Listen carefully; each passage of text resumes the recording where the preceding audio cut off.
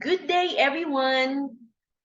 Now let's continue with our discussion on the different intestinal amoebas. So we are now on the different commensal amoebae. No? So we're done with the only pathogenic amoeba of the group, and that's E. histolytica. So now let's continue with the commensals. So when we say commensals, again, these are amoebas which do not cause harm to the host. So they benefit from the host without harming the host at the same time. So what's the significance no, of the different intestinal amoebas, particularly the commensal ones? No? So we have two actually no, significance for the different commensal amoebas that we have. So first, now we need one. Now it's very important that we learn no of these different commensals, no, because they can be mistaken for the pathogenic E. histolytica. Remember that some of these commensals not all are morphologically similar to E. histolytica. So that is why we need to learn the morphology, the characteristic features of these different commensal amoebae that we have. And second, these different commensal amoebae are actually indicators of fecal contamination, no? So fecal contamination of both food and water. So these are the reasons why we need to learn no, of these different commensal amoebae, although they do not cause disease to humans. Now, we learned now that we have three genera of our intestinal amoebae. So we have Entamoeba, Indolimax, and of course we have Eudamiba. Now, for Entamoeba species, we have several, aside of course from E. histolytica being the most pathogenic. For the commensals, we have Entamoeba coli, we have Entamoeba hartmanni, Entamoeba pollecki, Entamoeba gingivalis, of course, no? And we also have Entamoeba hartmanni.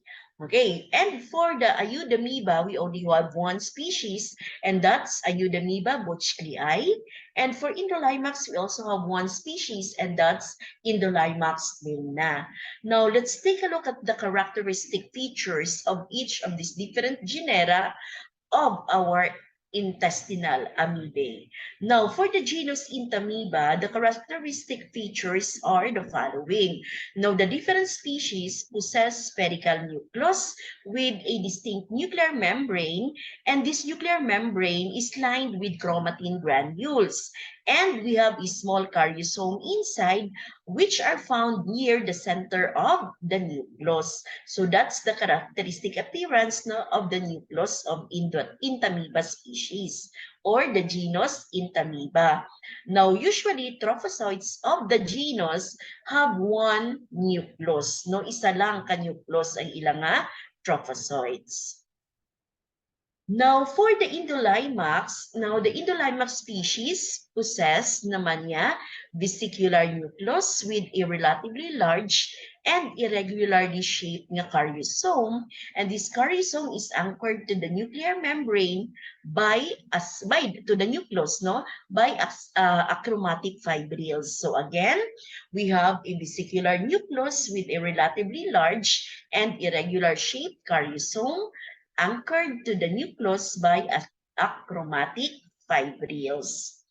Now, for the genus Eudamiba, we also have a large chromatin-rich karyosome surrounded by a layer of achromatic globules and anchored to the nuclear membrane by achromatic fibrils also.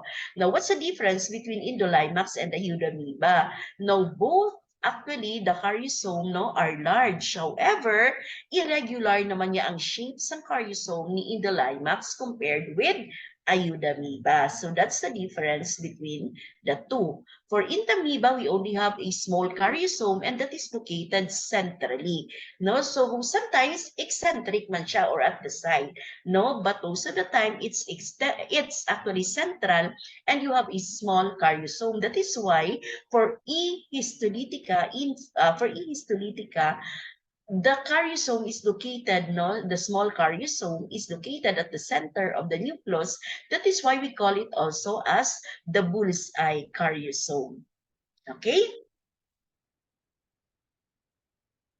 So here, guys, we have the characteristic appearance of the nucleus of our Entamoeba, Indolimax, and Eudamiba. So here, number one, this is Entamoeba histolytica, and this is really the characteristic feature of the nucleus of Entamoeba. So you have the nucleus, which is lined by, of course, chromatin granules, and you have that small caryosome located at the center of the nucleus. That is why it is also known again as the bullseye caryosome. And three here is Indolimax, no? So this is Aenina. So take a look at the vesicular nucleus, and you have a large caryosome, which is irregular in shape. And this is Eudamiba bushclei. And of course, this is larger than Indolimax. And take a look at the nucleus. So we have a nucleus, and you have a large caryosome, ang caryosome, but this is not, but the caryosome is regular in shape. No? So that's the difference between, again, Indolimax and Eudamiba bushclei. Now, we are going to discuss the rest of these different amoebas as we go along with our lesson. Now, all of the species of our commensal amoebae have 4 developmental stages. So we have the trophozoite, we have the pre-cyst, we have the cyst, and metacystic trophozoite. Now, still, the cyst is the infective stage, and we have both the trophozoite and the stage, and of course, and the cyst. Now, again, cyst is the infective stage, and we have the trophozoite and the cyst as the diagnostic stages. So, anong matabo? So, again, we can acquire the infection through eating contaminated food, or contaminated water that is contaminated, of course, with the cyst, So once ingestion takes place, so diin makadto si cyst. The cyst passes through the stomach and then eventually makadto sa lower portion of the small intestine, where the cyst exists. Again, the cyst exists into, of course, the metacystic trophozoite. So because this is the dividing stage, So this metacystic trophozoite will divide, undergo nuclear and cytoplasmic division, so we call this binary fission, and will give rise to several trophozoites. And these trophozoites, stay dira sa lower portion of the small intestine until eventually makakadto sila sa lower portion of the colon. Now, in the lower portion of the colon, water there is okay, so ang water dira hindi na amo na kadamo compared with the upper portion of the small intestine.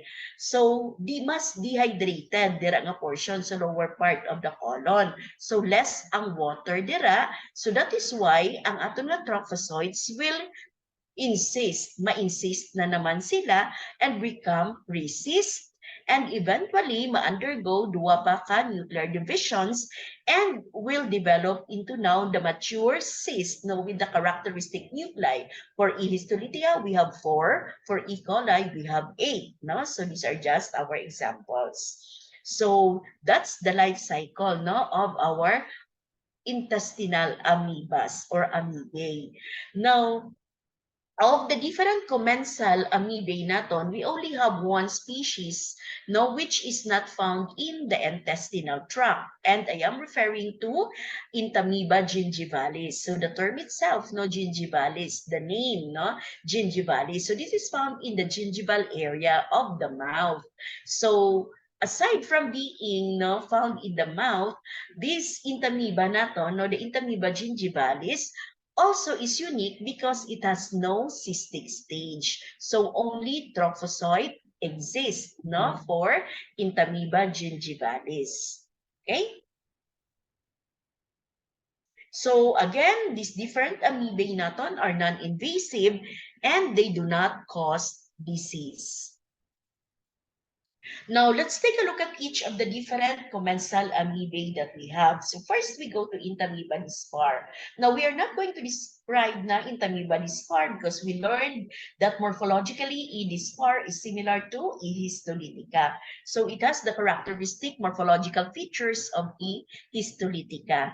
So we can differentiate again E. dispar from E. histolytica by doing molecular studies. No? So we can differentiate them through DNA analysis and ribosomal RNA analysis, and of course using isoenzyme analysis or pattern.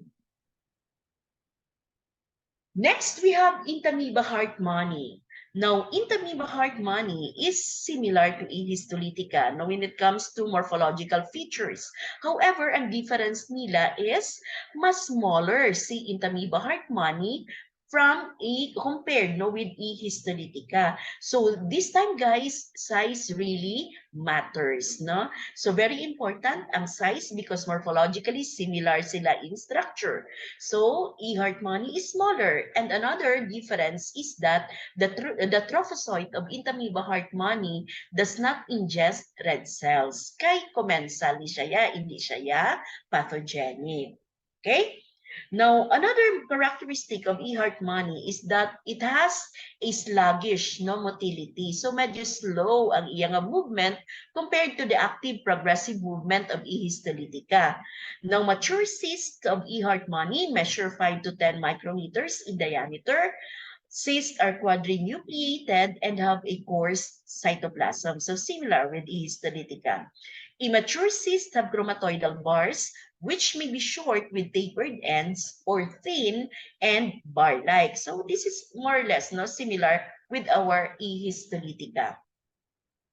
So here, guys, we have the features of our Entamoeba histolytica and Entamoeba hartmanni. So you may have noticed, so here we have Entamoeba histolytica, you have the trophozoite, we have the cyst, and this is Entamoeba hartmanni. So you may have noticed that both the trophozoite and the cyst actually are similar in structure for both species. Now we can only differentiate them through size because smaller si Entamoeba hartmanni than E. histolytica. And of course, through their movement. Kay sluggish, ang movement, so mas slow mag-move si E. hartmanni compared with the active progressive movement of E. histolytica. So that's also the difference between the two. So again, we have here the characteristic morphologic features of the different amoebas that we have. So here we have Entamoeba histolytica dispar, and at the same time we have Moshkovsky, which is again a new species, now having the same morphological feature as our Entamoeba histolytica and dispar. Now we also have here Hartmanni. Similar din siya in structure to our histolytica. So again, the difference is in the size and at the same time the movement. Now we go to Entamoeba coli. Now what about Entamoeba coli? Now E. coli is cosmopolitan in distribution. So cosmopolitan means worldwide, So this is another term, which means worldwide in distribution. Now E. coli is a harmless inhabitant of the gastrointestinal tract of humans, and this can be found specifically in the colon. It has a typical Entamoeba nucleus, of course, and can be differentiated from E. histolytica, by the following, as to the trophozoites. Okay. Now, anong difference between the trophozoite of E. histolytica and E. coli? Now, for E. coli, trophozoites are more vacuolated or granular. Ang ilang endoplasm. So that's the innermost portion of the cytoplasm of our amoeba. And we can see bacteria and debris in the endoplasm. That is why vacuolated, kagranular siya because of the presence of this bacteria and debris. So somewhat, ang cytoplasm or specifically the endoplasm of E. coli, medyo dirty siya compared with E. histolytica because damo ni siya ginaphagocytose. Kaya diba, parasitic siya in nature. Pero commensal lang siya galing. Okay? So, what else? It is narrower and less differentiated ang ectoplasm. And we have a broader and blunter pseudopodia. So mas broad, mas lapad, no, and blunt ang pseudopodia of E. coli compared, no, to the, okay, medyo malaba-laba, no, mas manipis-nipis, and at the same time, mas, no, hindi blunt ang pseudopodia ni E. histolytica. Okay, so mas rounded ang iyang end, no, of the pseudopodia, no, of E. histolytica trophozoite. And then, so more sluggish and unidirectional movements ang trophozoite ni E. coli. So comparing the trophozoite of E. coli from E. histolytica, sluggish and unidirectional ang movement of the trophozoite of E. coli compared with the progressive and active movement of the trophozoite of E. histolytica. So unidirectional, yes, E. histolytica. So again, active, progressive, or unidirectional ang movement of E. histolytica trophozoite compared with the sluggish and unidirectional movement of the trophozoite of E. coli. Now, trophozoites also of E. coli have thicker, irregular peripheral chromatin with large eccentric karyosome in the nucleus. So, this is also the difference, no? Because si E. coli, ang iya nga karyosome is eccentric, mas dako compared to the karyosome of E. histolytica.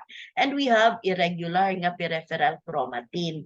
So, this is also the difference between E. coli and E. histolytica. Because ang chromatin sa trophozoite ni E. histolytica is fine, di ba? No, regular ang peripheral chromatin, and we also have a small nga central nucleus or small and central karyosome.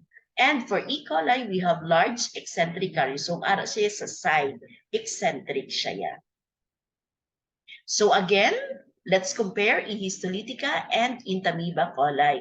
So for the trophozoite, guys, so here you have a broader and blunter nga pseudopodia, no, of our E. coli, whereas we have here, no, so somewhat slender, no, ang iya nga pseudopodia, and of course we have, okay, hindi round ang iya nga end, so somewhat pointed, no, ang end sang pseudopodia of our E. histolytica. And we also have the nucleus. So this is the nucleus. So nucleus has actually, no, irregular nga chromatin granules, unlike, no, the fine, no, nga regular nga chromatin granules of the nucleus of E. histolytica. And take a look at the karyosome. It's eccentric. Okay, sa side. For E. histolytica, we have a central small nga karyosome for the E. histolytica. So that's also the difference between the two, no, as to their trophozoite. So again, we have here the trophozoite of our E. coli. So you have the irregular nga chromatin surrounding, of course, the nucleus, and of course, you have the eccentric nga karyosome or the nucleus, or also known as the endosome. So karyosome, nucleus, or endosome. And of course, you have, no, the dirty cytoplasm of our E. coli. So because of the presence of bacteria, and you have also debris in there. So naging phagocytose niya. So you have vacuoles inside. And of course, we have here the cyst of E. coli. So mas dako siya because we have 8 canuclei, no? And of course, you have the chromatoidal bodies, the splinter-like. So here we have the developmental stages of our E. coli. So here we have the metacystic trophozoite, no? So madivide ni, will give rise to several trophozoites, and eventually we have the pre-cystic stage once, no? The environment becomes actually less dehydrated, or less, no?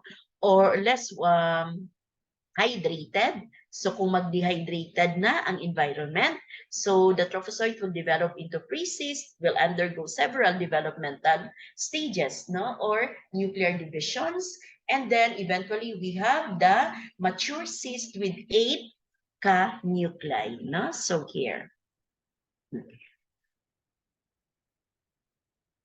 Now, as to the cyst of E. coli, so comparing no, the cyst of E. coli again with our E. histolytica.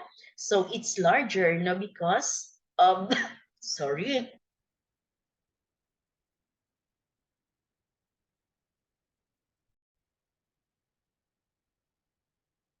Okay, so again, cyst of E. coli is larger than E. histolytica because it has 8 no, canuclei. And we also have the greater number of nuclei. No? We have 8, okay, as I said, 8 with only 4 for E. histolytica. And we have a more granular cytoplasm because of the presence of bacteria. And of course, we have debris, no? Compared to the fine no, nga cytoplasm, no? Finely granular na cytoplasm of E. histolytica. And we have the splinter-like chromatoidal bodies of our E. coli. So these are the differences between E. coli cyst and E. histolytica cyst.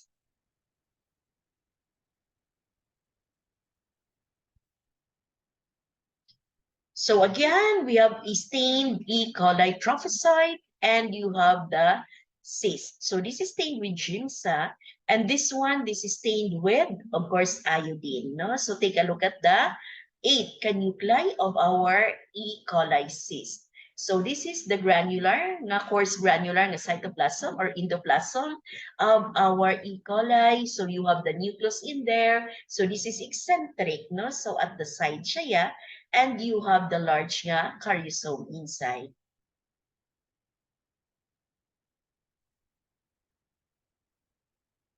Now we go to Entamoeba pollecki.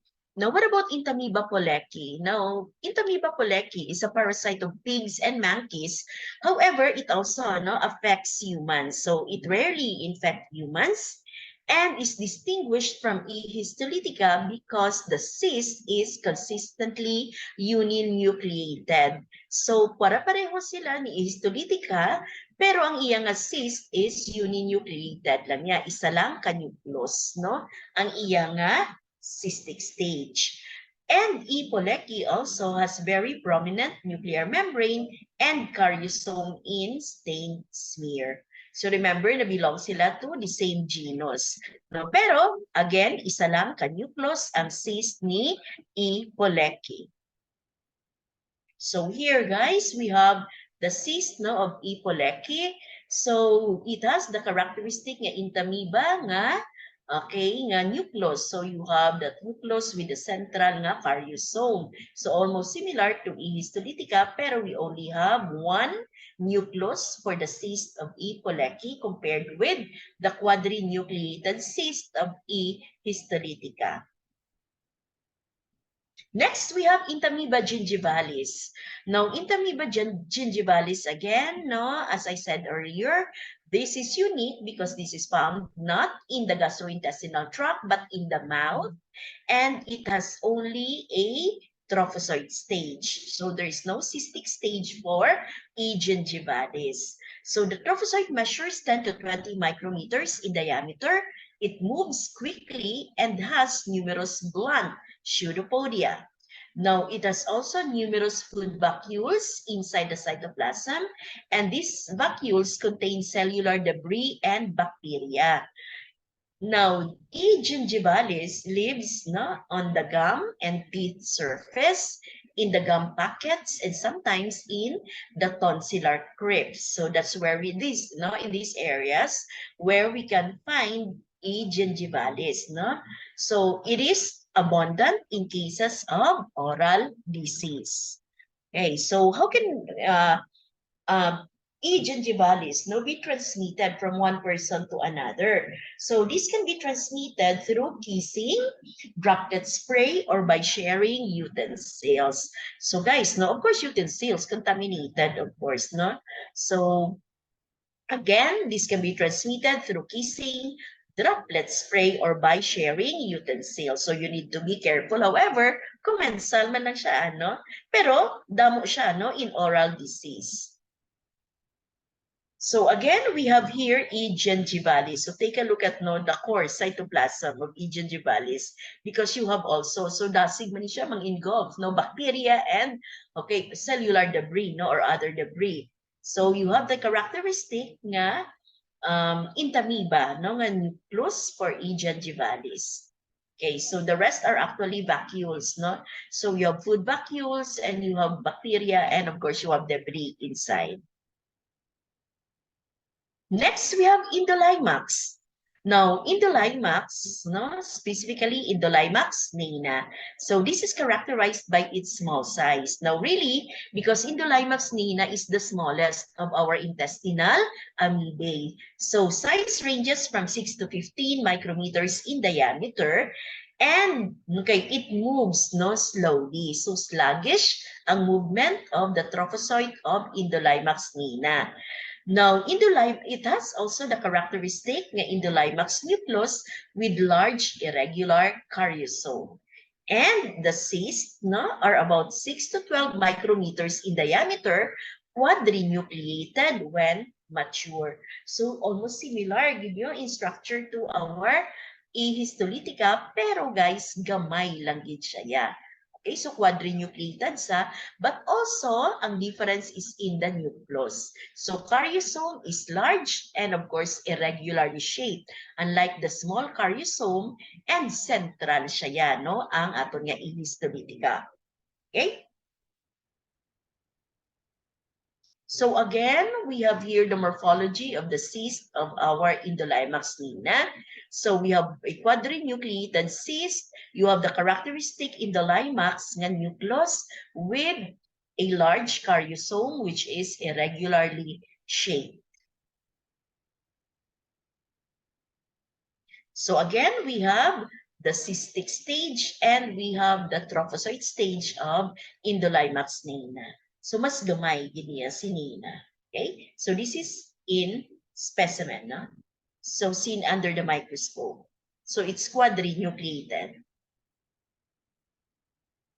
Now we go to Eudamiba buchklei. Now, Eudamiba buchklei, no, the trophozoite is usually 9 to 14 micrometers in length. And we have, okay, so the size may range from 6 to 20 micrometers. Now, this is identified by the characteristic large vesicular nucleus with a large endosome surrounded by achromatic granules. So, this is really characteristic of Eudamiba nucleus, di ba, no? So you have the large karyosome, pero regular ang shape niya, hindi irregular. So you have a large karyosome, no, inside. So no peripheral chromatin granules on the nuclear membrane.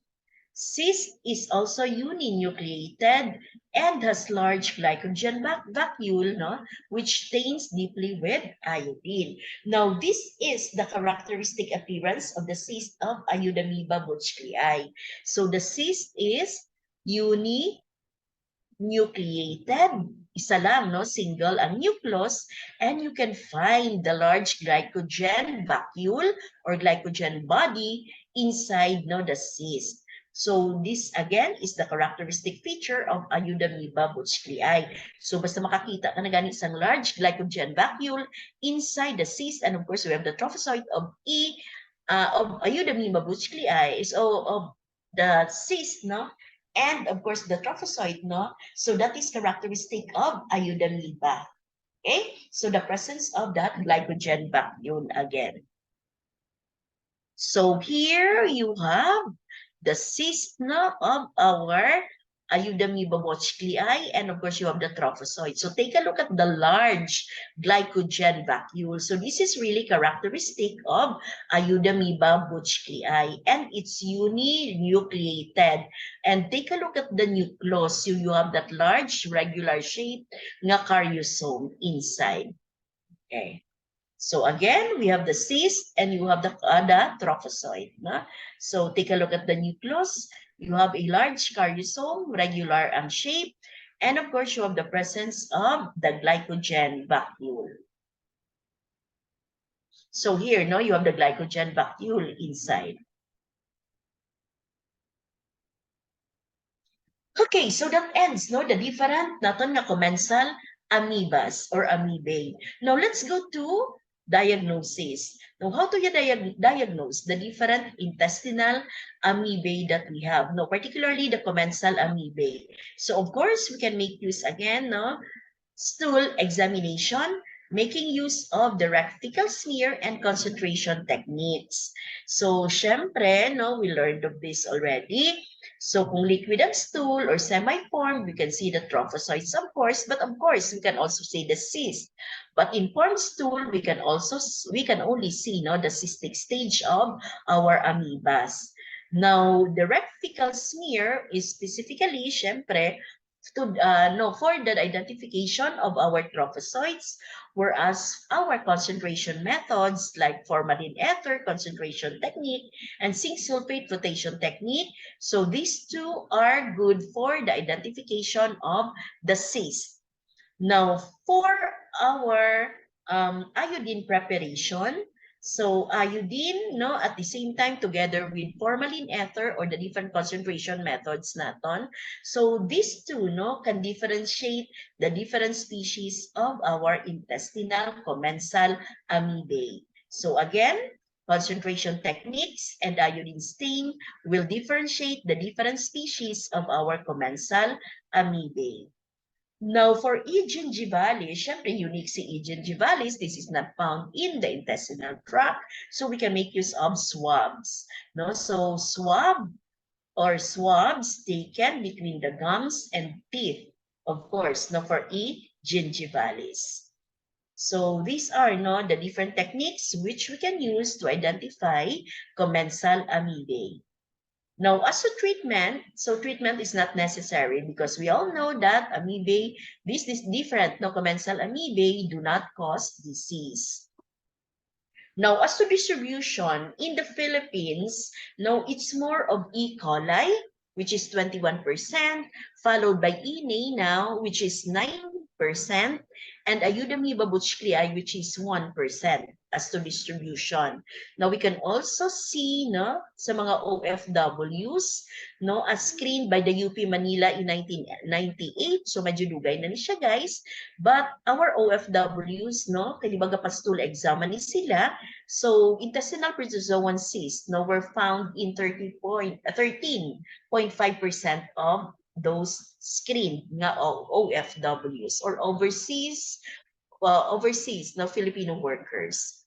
And for the food service workers in tertiary hospital, okay, so results also revealed 20.3% no, infected with E. neina, while 13.6% only with E. coli. So try to imagine.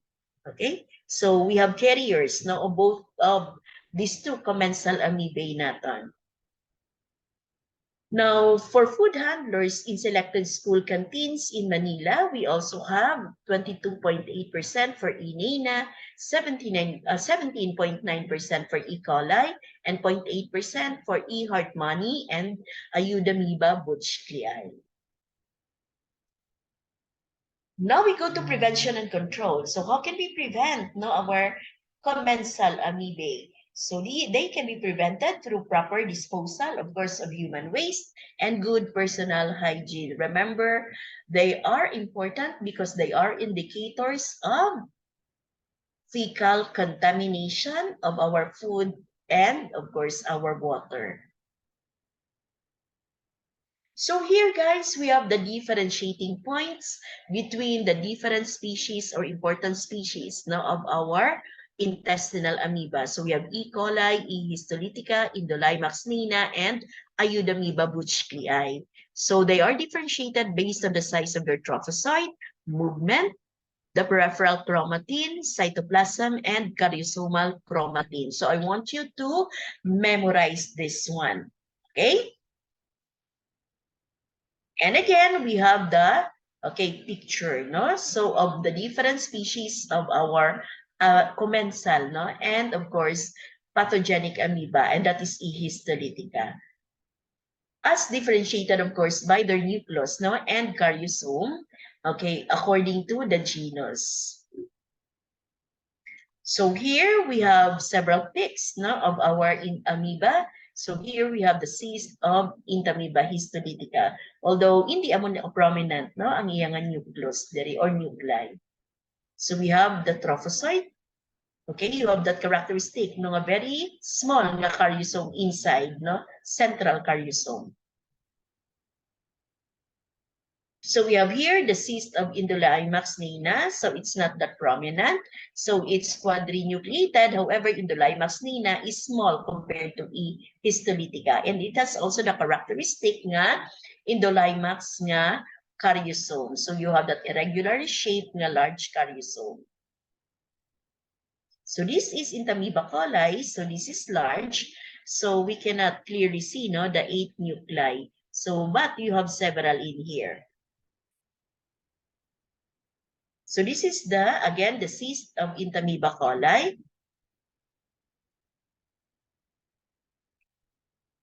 Okay, another cyst of E. coli. So mas dako siya yan, no, compared with our E. histolytica. And this is the trophocyte of E. coli. Okay, so it's large, no? And mas coarse ang cytoplasm niya compared with the fine, no, nga granular cytoplasm of E. histolytica.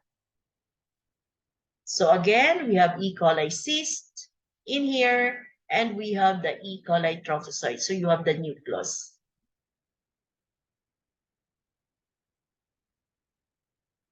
Here we have the cyst of Eudamiba buschlei. So here we can find, no, the large glycogen vacuole, which is characteristic of Eudamiba buschlei.